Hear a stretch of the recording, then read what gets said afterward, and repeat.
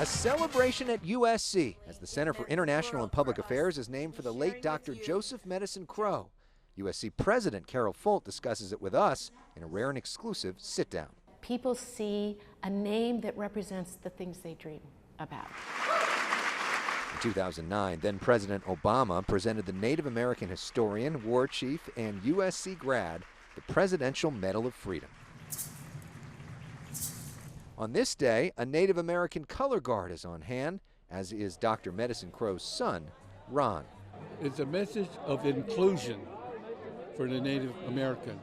This building being named for Dr. Medicine Crowe is quite a contrast from the last person it was named after, Rufus von KleinSmid, a former USC president who was also a Nazi sympathizer, somebody who believed in the racist eugenics movement.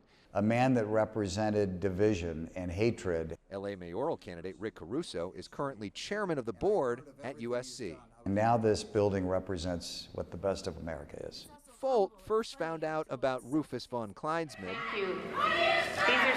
when students protested during her inauguration as USC president. This is a real example of where student protest brought attention to something that needed to take place. We have changed that name and started a new journey. The president-elect, Dr. Carol Folt.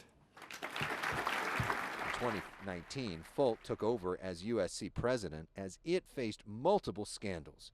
University gynecologist George Tyndall accused of years of inappropriate sexual behavior, and a college admissions scandal with university officials accepting bribes to let students in. Put in the guardrails, the professional management, the HR practices that really were not, if they were there, they were failing. Do you think there was a cultural problem at USC before you stepped in?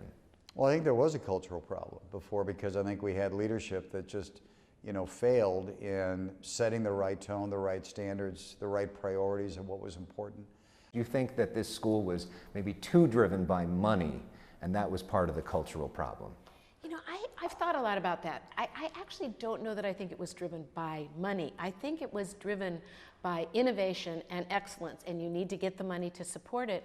And I think, if anything, people were working in a more siloed way. Folt is USC's first ever female president and says she's often been the only woman in many rooms throughout her life, so she's had to learn to be her own person. Our difference becomes our greatest asset because we're not afraid of it. We feel privileged to have that moment. And what we want to do is just make sure it's easier for everybody else that comes behind us. In Exposition Park, Alex Michelson, Fox 11 News.